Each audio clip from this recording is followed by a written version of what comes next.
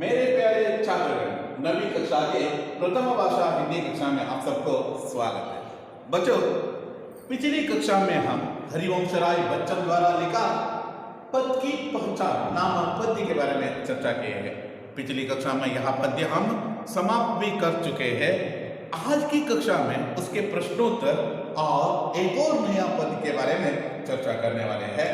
शब्दार्थ है पूर्व, पहले, बटोही, पति, बाट, रास्ता, मार्ग, अनगणित, जिसे गिना ना जा सके, मूक, मौन, पद, मार्ग, पग, कदम, चित्त का अवदान, मनोयोग, निश्चय, सरित, नदी, गिरि, पर्वत, गौर, गड्ढा, सुमन, पुष्प, कंटक, कांटा, शर, बाण, सहसा, अचानक, आना, आम, संकल्प, इस तरह है। अब हम अभ्यास के प्रश्नोत्तर के बारे में चर्चा करना है तो मौखिक प्रश्न है। पहला जो निम्नलिखित प्रश्नों के उत्तर लिखिए दीजिए। किसी मार्ग पर चल पड़ने से पहले बटोही को क्या करना चाहिए? किसी मार्ग पर चल पड़ने से पहले बटोही को बाट की पहचान करना चाहिए, पथ की पहचान करना चाहिए। दूसरे अनुच्छेद में किसको मूक गवाह कहा गया है? दूसरे अनुच्छेद में पैरों की निशानी को मूक गवाह कहा गया है। सफल पंथी कौन है? सफल पंथी कौन है? जो अपना राह पर विश्वास से खड़ा है वही सफल पंथी कहलाते हैं। जो अपने राह से विश्वास के साथ खड़ा है, आपको यहाँ मालूम रहना है, विचलित नहीं होते हैं, उसे ही सफल पंथी कहलाते हैं। और आगे का जो प्रश्न देखना है तो पथ में कौन कौन से बाधाएं आ सकती है? पथ में गिरि, पर्वत और नदी, सरित जैसे सरित, गिरि, गौर जैसे बाधाएं आ सकते हैं। आपको यहाँ याद रहना है, पथ में सरित, गिरि, गौर जैसे बाधाएं आ सकते हैं। कौन सी संतोषदायक जगह मिल सकती है? बाग, वन, सुंदर जैसे संतोषदायक जगह मिल सकते हैं। प्रतीक का संकल्प कैसा होना चाहिए? प्रतीक का संकल्प कैसा होना चाहिए? मनुष्य को विपत्तियों से न घबराकर लक्ष्य का निर्धारण कर उसे प्राप्त करने का दृढ़ संकल्प मन में कर लेना चाहिए। दृढ़ संकल्प हमें मन में कर लेना चाहिए। लिखित प्रश्न का उत्तर है, देखिए, पद की पहचान कविता के कवि का नाम क्या है? पद की पहचान कविता के कवि का नाम है हरिवंश राय बच्चन। पद पर चलने से पहले प्रतीक को क्या करना चाहिए? पथ पर चलने से पहले प्रतीक को बाट की पहचान कर लेना चाहिए, नहीं तो पथ की पहचान कर लेना चाहिए। कुछ लोगों के पैरों की निशानी की विशेषता क्या है? कुछ लोगों के पैरों की निशानी भी मूक होकर भी बहुत कुछ कहते हैं। यात्रा कब सफल बनेगी? जब पंथी यानी यात्री का यात्रा पर चलने से पहले उसे अच्छा समझेगा, तब यात्रा सफल बनेगी। किस जगह पर यात्रा खत्म हो जाएगी? अनिश्चित जगह पर यात्रा खत्म हो जाएगी, निश्चित से हमें नहीं कह सकते हैं। 2-3 वाक्य में उत्तर लिखिए। पद की पहचान कविता के द्वारा कवि का क्या संदेश देना चाहते हैं? यहाँ आपको जो बॉक्स में है ना, वह आप लिख लीजिए। मनुष्य को विपत्तियों से न घबराकर लक्ष्य का निर्धारण कर उसे प्राप्त करने का दृढ़ संकल्प मन में कर लेना चाहिए। सफलता पाने के लिए मनुष्य को साहस के साथ जीवन मार्ग पर आगे बढ़ना चाहिए। यही इस कविता का मूल भाव तथा संदेश है। यहाँ आपको लिखना है। नेक्स्ट प्रश्न है, चित्त का अवदान कैसे करना चाहिए? आपको यहाँ प्रश्न का उत्तर भी, हर मनुष्य को सफल होने के लिए सही पथ पर चलना आवश्यक है। यह अच्छा बुरा कहकर दिन बिताना नहीं चाहिए। उस पथ पर चलना असंभव है तो दूसरा पद पकड़ना चाहिए। हम जिस रास्ते में जा रहे हैं उसको अच्छा समझे तो यात्रा सफल होगी। इसी विश्वास से चित्त का उदान करना चाहिए। वेरी इंपॉर्टेंट प्रश्न है यह प्रश्न।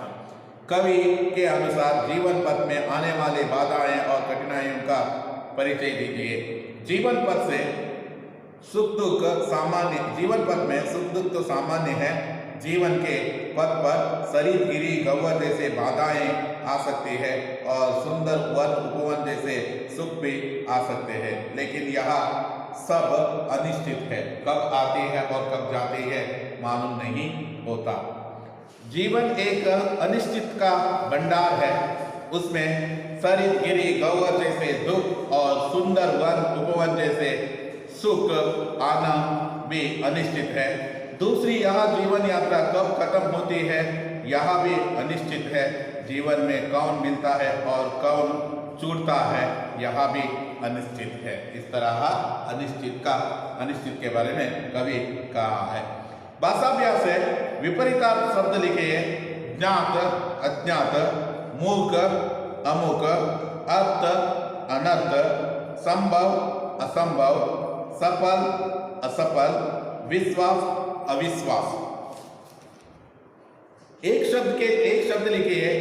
रचना करने वाला रचनाकार, राह पर चलने वाला राही, जिसे गिना ना जा सके अनगणित, जो मौन रहता है मौनी। विद्यार्थी होने के नाते आपको किस बातों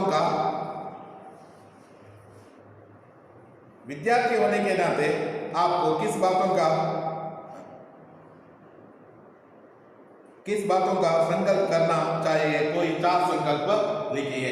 अनुशासन प्रिय बनना है, दूसरों को मदद करना है, माता पिता गुरुजनों को गौरव देना है, सही समय पर अपना काम पूर्ण करना है। यह संकल्प आपको कर लेना चाहिए।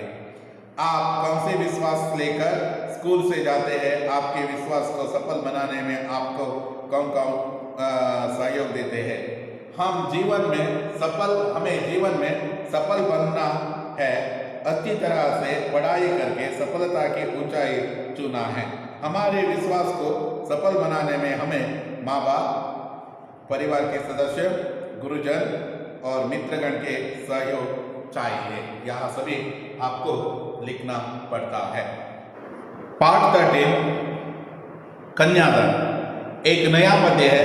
कन्यादान नामक पद्य, यह पद्य आपके लिए अत्यंत आसान पद्य है, बहुत इजी पद्य है और साथ ही साथ यह पद्य से आपको बहुत सारे प्रश्न, मतलब 2-3 प्रश्न आने की संभावना भी रहते हैं। देखेंगे हम पहले यह कन्यादान नामक पद्य में आप एक कन्या को अपने घर से दूसरे घर में भेजते हुए परिवार के सदस्य और माँ की स्थिति कैसे रहते हैं इसके बारे में हम इस पद्य में देख सकते हैं।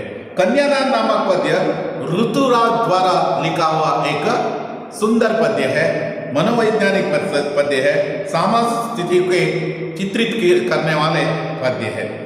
यह कवि परिचय देखना है तो कवि परिचय है। ऋतुराज जी का जन्म 1940 में भरतपुर में हुआ। राजस्थान विश्वविद्यालय जयपुर से इन्होंने अंग्रेजी में MA किया। 40 वर्षों तक अंग्रेजी साहित्य का अध्ययन के बाद जब सेवानिवृत्ति लेकर जयपुर में रहते हैं, आप उनके तब तक 8 कविता संग्रह प्रकाशित हो चुके हैं, जिनमें एक मरण धर्म और अन्य पुल पर पानी, सूरत निरत और लीला मुकारविंदा प्रमुख है। उन्हें सोमदत्त परिमल सम्मान, मीरा पुरस्कार, पहला सम्मान, बिहारी पुरस्कार मिल चुके हैं। कवि के कविताओं के दैनिक जीवन में अनुभव की यथार्थ है। वे अपने आसपास के रोजमर्रा के घटित होने वाले सामाजिक शोषण और विडंबनाओं पर निगाह डालते हैं। यही कारण है कि उनकी भाषा अपने परिवेश और लोक जीवन से जुड़ी हुई है। बहुत आसान मतलब समाज में जो स्थिति है ना, उसके बारे में समाज में जो प्रचलित है ना आम भाषा, उसका ही जो उन्होंने इस्तेमाल किए हैं। यहाँ इसके पद्य में बहुत सरलता और आसानी जो हम देख सकते हैं। कन्यादान नामक पद्य है, हमारी सामाजिक व्यवस्थाओं में स्त्रियों के लिए आचरण संबंधी कई बंधन होते हैं। स्त्रियों के कोमलता की आड़ के एक कमजोरी का उपहास छिपा रहता है। इस कविता में स्त्री जीवन के प्रति कवि की यही संवेदनशीलता की अभिव्यक्ति हुए है। आपको यहाँ याद रहना है, सबसे जो सहिष्णुता से जीवन करने वाले एक जीवी है तो वह है इस दुनिया में स्त्री है। स्त्री में संयम छिपे रहते हैं और जो कोई भी काम करते वक्त सोच विचार कर वह काम करते हैं और अपने जो विचारों को अभिव्यक्त करते वक्त और अपनी जो खुशी को त्याग करके वह जीवन निभाती है।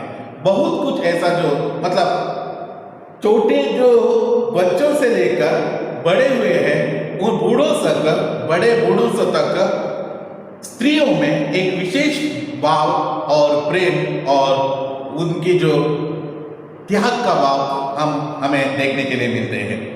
उसको देखिए, परिवार के सदस्यों के रूप में जन्म लेते हैं, लेकिन कुछ दिन बीतने के बाद में 25 वर्ष के उम्र तक वह अपने जो माता पिता के साथ रहते हैं, जो अननोन पीपल के साथ मतलब उसके पति के साथ अनजाने के पर्सन के साथ वहां जाकर उनसे मिलजुल कर उनकी जो भावनाओं के लिए बहुत कुछ सेक्रीफाइस करने वाले गुण रहने वाले एकमात्र जो व्यक्ति कहलाते हैं और इस प्रकृति के सदस्य कहलाते हैं, वह है स्त्रीगण कहलाते हैं। हमारे सामाजिक व्यवस्थाओं के लिए आचरण संबंधी बंधन होते हैं। स्त्रियों की कोमलता की आड़ की एक कमजोरी का उपदेश भी छिपा होता है। कमजोरी भी उनके है, क्योंकि क्या है, सब कुछ उन्हें त्याग करना पड़ता है, सब कुछ उन्हें न्यौछावर करना पड़ता है। इस तरह सब कुछ उन्हें त्याग के रूप में बदलाव भी करना पड़ता है। यहाँ इस पद्य में कहते हैं, कन्यादान करते वक्त माँ बाप की स्थिति कैसे रहते हैं, परिवार के सदस्यों की स्थिति कैसे रहते हैं, परिवार में किस तरह जो भावना रहते हैं, यह सभी हम इस पद्य में देख सकते हैं। कितने प्रामाणिकता हुआ उसका दुख लड़की को दान में देते वक्त जैसे वही उसकी अंतिम पूंजी है। आपको यह याद रहना है। देखिए, मनुष्य अपने जो कुछ भी करे, अपने जो बेटी के जो विवाह करते वक्त पीछे नहीं रहते हैं। अपने सब कुछ जो बैंक में लोन लेकर वहाँ यहाँ सब कुछ करके धूमधाम तरीके से बेटी की शादी कर बेचते हैं। कारण क्या है, वहाँ जाकर खुशी खुशी से रह जाए, यहाँ उनकी अभिलाषा रहते हैं। कितनी प्रामाणिकता उसका दुख लड़की को, देखिए एक माँ की स्थिति के बारे में कह रहा है, कितनी प्रामाणिक है। एक उनको जो कहना अलविदा कहकर जा रही है, सदा सदा के लिए अपने को छोड़कर जा रहे हैं। घर में रहते वक्त देखिए कितना जो कोमलता से वह जीवन बिताती है। घर में माँ रहते हुए वह कोई भी काम करने के लिए नहीं देते हैं। किसको? अपने बेटी को कोई भी काम करने के लिए नहीं देते हैं। सुबह उठने के लिए भी फोर्स नहीं करते हैं, क्योंकि क्या है, उसे मालूम है घर में पति के घर गए तो यहाँ सुबह जल्दी उठना पड़ता है। अपने घर में यहाँ शायद खुशी से जीवन बिताए, ऐसा जो वह आलोचना करते हैं। इसलिए जैसे ही सभी जो स्त्रीगण को अपने जो कहना माँ के घर जाना है तो बहुत खुशी महसूस करते हैं, क्योंकि क्या है, उनको जो वहाँ जाना स्वर्ग से भी बड़ा है। क्यों? वहाँ जो उनका बहुत बड़ा यहाँ खजाना रहते हैं, यहाँ रहते हैं, इसके लिए नहीं, माँ बाप के प्यार एक और बार लेकर आने के लिए वह ऐसा करते हैं। आपको यहाँ कितनी प्रामाणिकता उसका दुख लड़की को दान में देते वक्त, देखिए लड़की को दान में देते वक्त कितनी प्रामाणिक तरीके से वह दुख व्यक्त कर रहे हैं। वह जो दान रूप में मतलब हैंड ओवर करते हुए उसको हैंड ओवर करते हुए उस लड़के को जो लड़के के साथ बेचते वक्त कितनी प्रामाणिकता से अपने दुख की अभिव्यक्ति की है वह मां ने, जैसे वही उसकी अंतिम पूंजी है। अंतिम पूंजी है मनुष्य के हाथ में। यह समझ लीजिए आप ट्रैवलिंग पर जो गए हो, कहीं गए हो और एक जगह पर लास्ट मनी रहते हैं ना, उसको बहुत स्टोर कर रखते हैं, जागरूकता से रखते हैं, क्योंकि क्या है वह सबसे नीडफुल जो चीज कहलाते हैं उसको बहुत जागरूकता से रखने का जो प्रयास आप करने वाले हैं, जैसे वह अंतिम पूंजी है। यहाँ पे अंतिम पूंजी की तरह, अंतिम धनराशि की तरह, अंतिम अपने जो खजाने की तरह वह देखती है। कितनी जो दुख व्यक्त करते हैं, रोते हैं, रोते रोते अपने आप को जो कहना भूल जाते हैं, वह रोना वह तरीका देख भी नहीं सकते हैं। वैसे लड़की अभी सयानी नहीं थी, अभी इतनी बोली सरल थी। देखिए सयानी, सयानी मतलब बालिग, चतुर, चालाक ऐसे कहते हैं। लड़की इतना चतुर भी नहीं है, उसकी जो मेंटली वह प्रिपेयर्ड नहीं हुए हैं, उसी समय इसको शादी कर पति के घर भेज देते हैं। वैसे जो स्थिति में यहाँ लड़की को भेज रहे हैं, अपने जो लड़की को कह रहे, लड़की के बारे में कहते हैं अभी साइनी भी नहीं थी, मतलब उतनी चतुर भी नहीं है, क्या अच्छा है क्या बुरा है इतना भी नॉलेज भी नहीं है, अभी इतनी बोली सरल थी। उनकी जो बोली है ना बहुत सरल थी, जैसे बच्चों के साथ व्यवहार करते हैं ना वैसे व्यवहार करती है। बहुत जो बोली से बहुत सरल बोली बोलती थी। ऐसे जो बोली बोलने वाले मेरी बेटी पति के घर जा रही है, वहां जाकर क्या कष्ट उठाएगी, उनसे जो बातें ऐसे किया तो क्या दुर्दशा होगी, ये सभी। अभी इतनी बोली सरल थी कि उसके सुख का आभास होता था। सुख क्या है, दुख क्या है, यह परखने का भी उसको मालूम नहीं था, और क्या अच्छा है क्या बुरा है इतना सिलेक्ट करने में भी थोड़ा कमजोर थी। वैसे जो स्थिति में रहने वाले मेरी बेटी की कन्यादान अब होने वाले है ऐसा आभास होते हैं, लेकिन दुख बांटना नहीं आता था। सुख तो सबके साथ बांटते थे, लेकिन दुख बांटना नहीं आता था। दुखी हुए तो कैसे उसे सहना है, उसे उस दुख को त्याग करके सुख के रूप में कैसे बदलाव करना है यह जानती नहीं थी। पाटिका थी वह धुंधले प्रकाश के कुछ तूकों और लयबद्ध पंक्तियों की। पाटिका की धुंधले प्रकाशों की, देखिए मंद ಬೆಳಕಿನ ರೀತಿಯಲ್ಲಿ, it's not a bright light. उनकी जीवन है ना मंद, अभी अभी वह प्रकाश फैला रही है, मतलब उसको सब कुछ मालूम हो रही है, अभी अभी मालूम हो रही है, लेकिन वह स्थिति में नहीं है। अभी जो वैसी स्थिति में रहती हुई उसको जो शादी कर हमने भेज दिए हैं।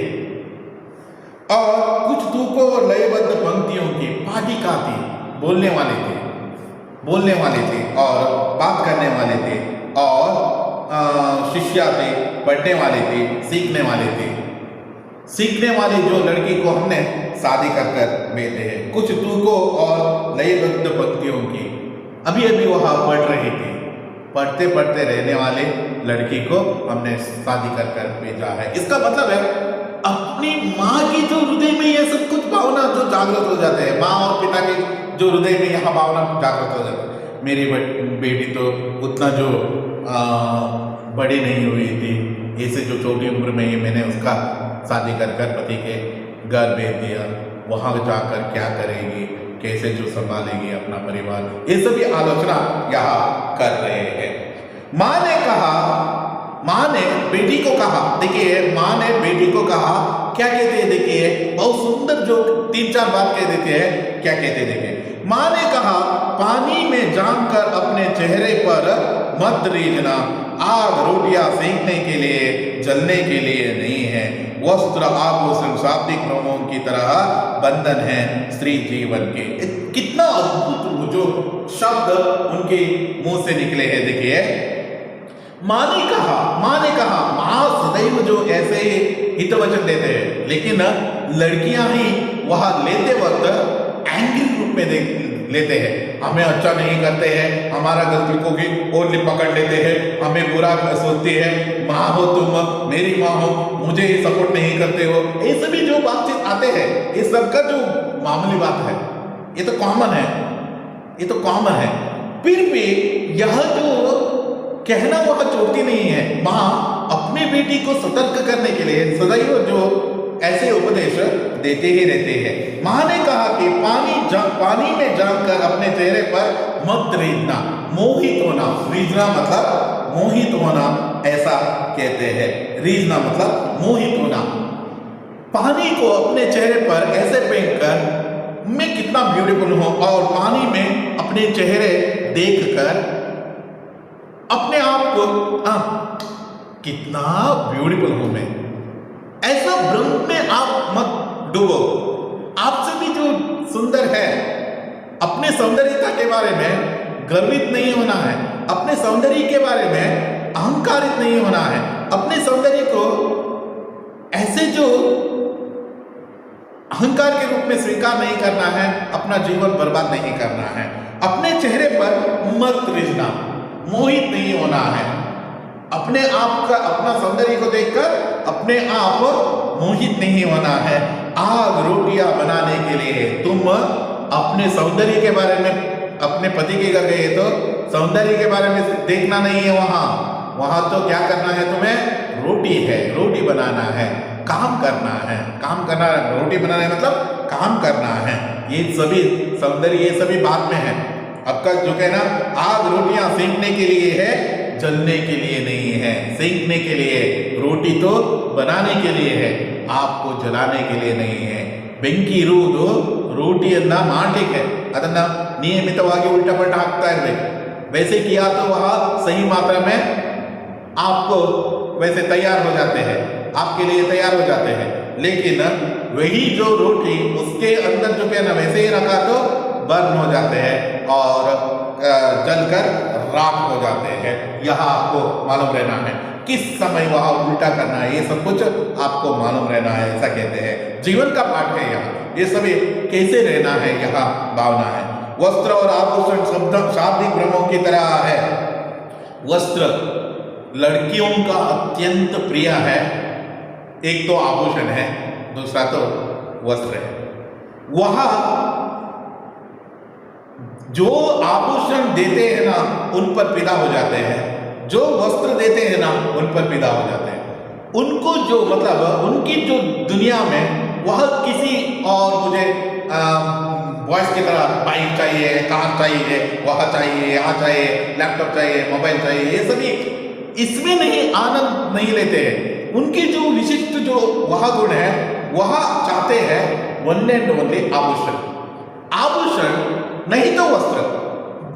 साल में महीने का उनको दे दो, फिर भी वह संतुष्ट नहीं होते हैं, बहुत कम ही मानते हैं। वस्त्र तो 3-4 आप दे दीजिए, फिर भी संतुष्ट नहीं होते। आप उनके अलमारी में पूर्ण जो है ना वस्त्र रहा तो अभी मुझे पहनने के लिए ड्रेस नहीं है, ऐसे ही कहते हैं। देखिए या जो उनकी जो टेस्ट ही अलग है। सब ड्रेस के बारे में वहां जितने पाए तो भी वहां कमी, ऐसा सोचते हैं। वस्त्र और आभूषण शाब्दिक भ्रम है, शाब्दिक भ्रम है। यह तो भ्रम है। कोई भी जो ड्रेस पहने तो आपको चलता है शादी होने के बाद में। ये सभी अलमारी पर जो ड्रेस रहा तो आप फिर भी आपको ड्रेस चाहते हैं, तो ये शाब्दिक भ्रम में आप डूबते हैं। वैसे है बंधन है स्त्री जीवन का, यही जो बंधन है, आपको कुछ बंधन है। पति के घर जाने के बाद में वहाँ ड्रेस कोड नहीं पहनना है। जो ड्रेस कोड आप अपने जो माँ के घर में जो पहनते थे, वह ड्रेस कोड यहाँ तो नहीं चलता है। यहाँ संप्रदाय के जो अनुसार ही, उनके जो संप्रदाय है वैसे ही आपको रहना पड़ता है। माँ ने कहा लड़की होना पर लड़की जैसे दिखाई मत देना। वेरी इंपॉर्टेंट है। हर एक जो माँ अपने बेटे को यही कहते हैं, तुम्हें लड़की बनना है, लड़की बनना है, लड़की जैसे नहीं बनना है। मतलब दिखाने के लिए मैं लड़की हूँ ऐसा नहीं दिखाना है। बिल्कुल जो लड़कियों की जो व्यवहार है तुम्हें करना है यह कहते हैं। यह पद्य अद्भुत पद्य है। इस पद्य में बहुत कुछ अंश हमने देखे हैं। शब्दार्थों के बारे में चर्चा करेंगे। शब्दार्थ है पूंजी, धन, व्यवसाय में लगा धन, सयानी, बालिग, चतुर, चालाक, आवास, अनुभूति, महसूस, बांचना, पढ़ना और समझना, पाठिका, शिष्या, पढ़ने वाले और सीखने वाली, धुंधला, अस्पष्ट, तूक, लय, अंत्यानुप्रास, लय, स्वर, रीझना, मोहित होना, भ्रम, बहस, संदेश, गलती, यह है। अभ्यास के प्रश्नोत्तर के बारे में चर्चा करना है तो निम्नलिखित प्रश्नों का उत्तर दीजिए। कन्यादान कविता के कवि कौन है? कन्यादान कविता के कवि ऋतुराज है। कवि किसके प्रति संवेदनशील है? कवि स्त्री जीवन के प्रति संवेदनशील है।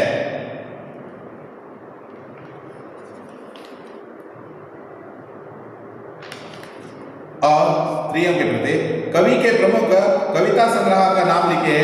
आपको पेज नंबर 117 में मिलते हैं।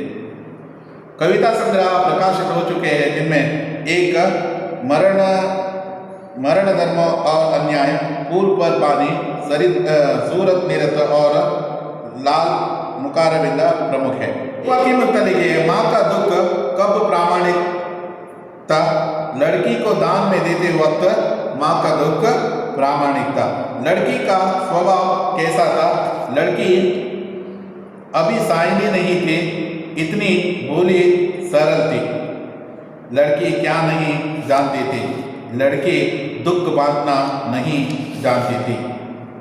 माँ के अनुसार आग किसके लिए है? आग रोटी बनाने के लिए है, रोटी जलाने के लिए नहीं। माँ का अपनी बेटी अंतिम पूंजी के क्यों लगा रही थी? और इसके बारे में आपको यहाँ लिखना है। लड़की को क्यों भोली और सरल बताया गया है? हर एक माँ के लिए यह गुण रहते हैं। कविता का किन चीज़ों को स्त्री जीवन से बंधन बताया गया है? देखिए, एक तो पानी में जानकर चेहरे को मत रीझना, आग रोटियां बनाने के लिए जलाने के लिए नहीं है। वस्त्र आभूषण शाब्दिक भ्रम है। माँ ने अपने बेटी का सचेत करने का क्यों जरूरी समझा? क्योंकि वह दूसरे घर में जा रहे हैं और उसके विवरण हम PDF के जरिए आप तक पहुंचने वाले हैं। भाव स्पष्ट कीजिए। आग रोटियां सेकने के लिए है, जलाने के लिए नहीं है। माँ यहाँ कहती है अपने बेटी को, माँ बेटी को जब पति के घर में जाते वक्त यह सब कुछ सीखना है। इन भावनाओं को सीख कर ही वहाँ जाना है, क्योंकि खाना पकाना आना हर एक जो स्त्रियों के लिए अत्यंत आवश्यक है। आग रोटियां बनाने सीखने के लिए ही रहते हैं, जलाने के लिए नहीं है, ऐसा उनको संबोधित करते हैं। माँ ने कहा लड़की होना व लड़की जैसा मत दिखना। वैसे लड़की होना है तुम्हें, लड़की की तरह व्यवहार करना है, वैसे लड़की जैसे मत दिखना यह कह रहे हैं। यहाँ भी आपको PDF के जरिए पहुँचते हैं। भाषाभ्यास अध्ययन है। पर्यायवाची शब्द है प्रामाणिक, ईमानदार, वक्त, समय, प्रकाश, रोशनी, पानी, जल, चेहरा, मुख, वस्त्र, कपड़ा, आभूषण, गहना। वाक्यों में प्रयोग के लिए दान, हमें दान के रूप में कुछ तो देना ही है।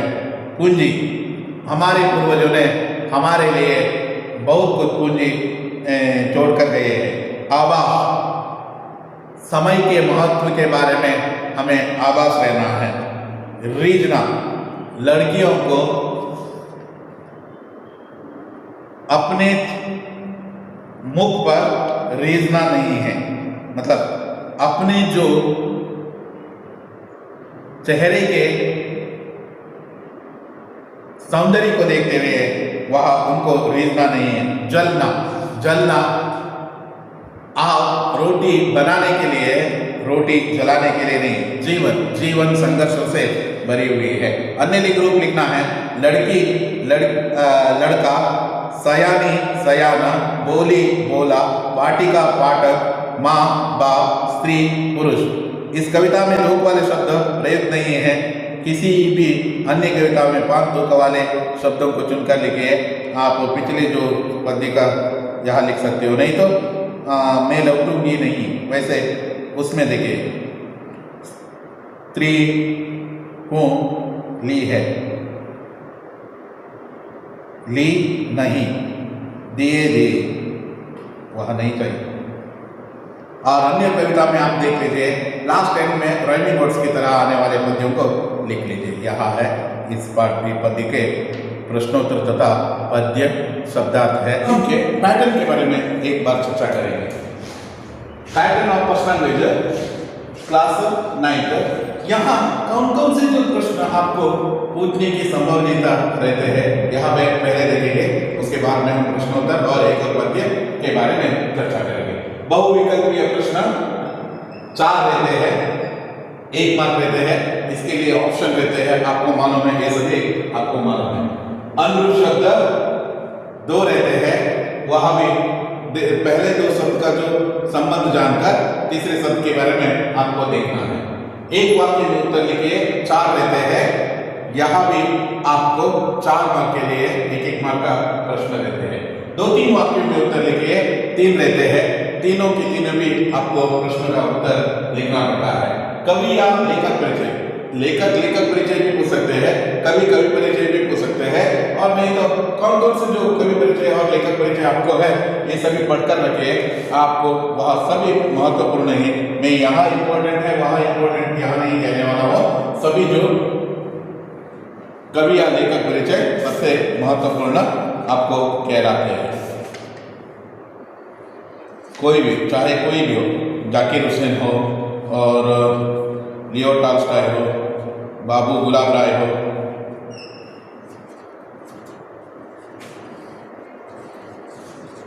हरिवंश राय बच्चन हो, ये सभी कवि या लेखक परिचय बहुत इंपॉर्टेंट कहलाते हैं।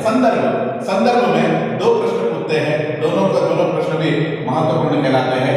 3-4 वाक्यों में उत्तर लिखिए। यहाँ 3 प्रश्न रहते हैं, यहाँ ऑप्शन नहीं रहते हैं, आपको तीनों की तीनों भी लिखना पड़ता है। पद्य आपके लिए पहला पद्य कंठस्थ करने के लिए नहीं है, और कोई भी पद्य कंठस्थ करने के लिए नहीं है, इसलिए भावार्थ पूछने की संभावना भी रहते हैं। पद्य भी आ सकते हैं, नहीं तो भावार्थ लिखने के लिए भी आ सकते हैं।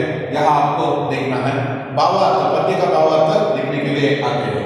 एक पूर्ण तरीके से पद्य देते हैं, कोई भी पद्य दे सकते हैं, वैसा नहीं है आपको जो सर टेक्स्ट बुक में नहीं है भावार्थ, ऐसा नहीं है।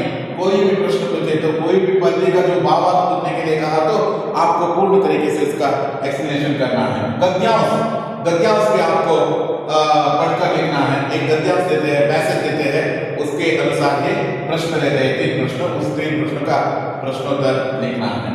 पत्र रहते हैं, चिट्ठी पत्र 8वीं कक्षा में आप पढ़कर आए हैं, कहने की जरूरत नहीं है, फिर भी बाद में कह देता हूँ। आप यहाँ भी देख कर रखना है, चिट्ठी पत्र, पिताजी के लिए पत्र, ये सभी पत्र आपको देख कर रखना है। कोई भी प्रश्न पत्र आपके लिए लिखने के लिए आ सकते हैं। देखिए pattern of the first language यहाँ है, 9th स्टैंडर्ड के लिए पैटर्न है। यहाँ 40 अंक का है, 1.5 आवर का है। आपको सही तरीके से प्रश्न पढ़कर उत्तर लिखना है। बहुविकल्पीय प्रश्न के लिए एक कहना भूल गया, ऑप्शन भी आपको लिखना है। ऐसा मान लीजिए, सुनना शब्द का प्रथम परिणामक रूप क्या है? सुनाना, ए सुनाना, बी सुनवाना, सी सुनो, डी सुनिए। ऐसा जो रहा तो आपको ए सुनाना ऐसे ही लिखना है, ए सुनाना, ए ऐसा ही लिखना पड़ता है बहुविकल्पीय प्रश्न के लिए। इस तरह आप पूर्ण तरीके से यह पैटर्न आपको मालूम हुआ है, ऐसा मैं मानता हूँ। आप सबको मालूम हुआ है, ऐसा मैं मानता हूँ। आने वाले कक्षा में इसके आगे का भाग देखने वाले यहाँ कहते हुए आपकी कक्षा यहाँ ही समाप्त कर देता हूँ। धन्यवाद।